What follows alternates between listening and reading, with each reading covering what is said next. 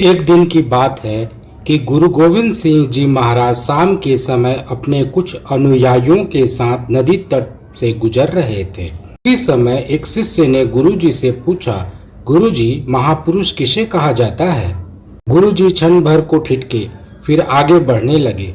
शिष्य को निराशा हुई क्योंकि उसे अपने सवाल का जवाब नहीं मिला था।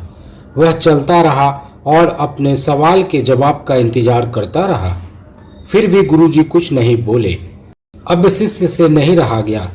उसने दबी हुई आवाज में कहा, गुरुजी, मेरे सवाल का जवाब नहीं मिला। गुरुजी ने इस बार उसके चेहरे को गौर से देखा। चांदनी छिटक आई थी। चांद की किरणों का टुकड़ा गुरुजी के मुखमंडल पर फिसल गया। शिष्य की ओर मुड़कर वे बोले, भाई, तुम्हारे सवाल का जवाब अभी देना मुश्किल है। अभी कुछ कह नहीं सकता, थोड़े समय तक इंतजार कर लो। फिर कई महीने बीत गए। औरंगजेब के सैनिकों को ऐसा आभास हुआ कि वे इस समय मोर्चे पर हार जाएंगे और वे मीलों पीछे हट गए। उसके बहुत सैनिक मारे गए। घायल सैनिकों को छोड़कर औरंगजेब के सैनिक पीछे हट गए। भीषण गर्मी पड़ रही थी। मैदान में पड़े और चिल्लाते चिल्लाते सैनिकों के गले सूख रहे थे। पास के बागीचे में दीवान लगा हुआ था। विचार हो रहा था कि आगे की लड़ाई किस तरीके से लड़ी जाएगी। उसी समय उनका शिष्य आया और उसने गुरुजी से कहा, गुरुजी, मैं एक भेस्ती को पकड़ लाया हूँ। गुरुजी ने बड़े शांत भाव से पूछा, भेस्ती को पकड़ लाए हो, लेकिन उसका कसूर क्या है? वह औरंगजेब के उन घायल सिपाहियों को भी पानी पिला रहा था जो हमसे लड़ रहे थे। मैंने खुद देखा, पकड़कर ले आया कि गुरुजी का हुक्म लेकर उसका सर कलम करूं।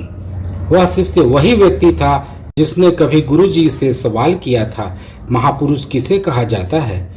गुरुजी की आज्ञा पाकर जब वह भेस्ती को पकड़कर दीवान में ले आया, तब अपने आसन से उठकर गुरुजी ने उस भेस्ती की बंदगी की और सभी की ओर देखते हुए कहा, प्यारे दोस्तों, देख लो, ऐसे ही पुरुष को महापुरुष कहा जाता है। फिर वे उस शिष्य से बोले, लो भाई, वक्त पर तुम्हें अपने सवाल का जवाब मिल गया। अब शिष्य अपने सवाल का जवाब पा चुका था। आगे उससे कुछ कहते न बना। उसका सारा क्रोध गायब हो गया। उसने भी आगे बढ़कर उस भेस्ती की बंदगी की। तो हमें मानना होगा कि गुरुजी तो महापुरुष थे ही, वह भेस्ती भी महापुरुष था।